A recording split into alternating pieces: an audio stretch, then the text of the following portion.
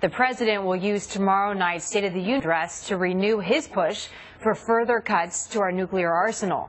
Not everyone's convinced this is the time to do that, though. Stephen Yates is one of them. He's a former deputy assistant to the vice president for national security affairs during the Bush administration. He's also currently the CEO of D.C. International Advisory. So, Stephen, you say any move to reduce our nuclear arms is a mistake on a number of levels. Why?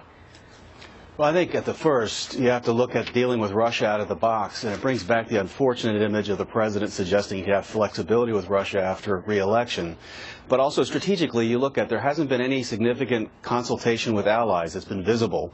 And you look at where the president's foreign policy priorities ought to be, is looking at response to the turmoil of the Arab Spring. Dealing with Russia wouldn't seem to be anyone's natural first priority right now. One of the arguments, though, for doing this, according to the New York Times, is that it would save a lot of money. If we don't have to keep these nuclear weapons and store them and watch them, that's going to save us a lot of cash, and we know the type of financial situation we're in right now. Why isn't that a good argument?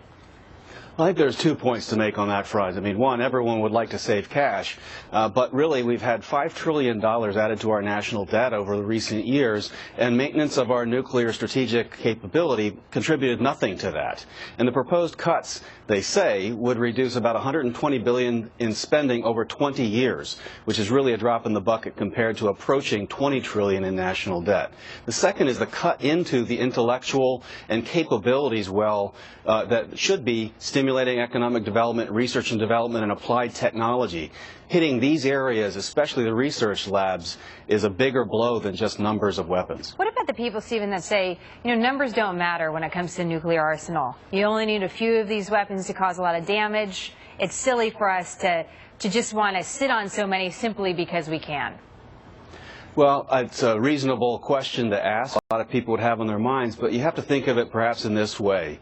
If someone was looking to attack the United States, maybe not even with nuclear weapons, but with a lot of missiles, and there are a lot of nations with a lot of missiles aimed at us, if we wanted to even just have one nuclear deterrent threat going the other way, we have to have a lot of options in a lot of places in order to survive that kind of strike and retaliate. These are extreme circumstances, but as we learn with unfortunate developments in the world, sometimes these extremes are necessary. Sometimes it's hard to entertain some of these scenarios, scary as they are, but it does come down to national security, and a lot of times, as we were just talking about, it comes down to the bottom line. Senator McCain was on Fox News Sunday. He had an idea for a way to save money when it comes to the Department of Defense. Let's play that sound. We have a proposal that for every 3 federal retiree, we hire only 1. That would take care of the sequestration problem. That would take care of it. There are simple answers to many of these problems that we can address the problem without raising people's taxes. What do you think about that proposal? Well, it's potentially constructive, but needs a lot more context. We have an enormous wave that's going to be leaving the federal workforce thanks to a population and employment boom back in the 70s and 80s.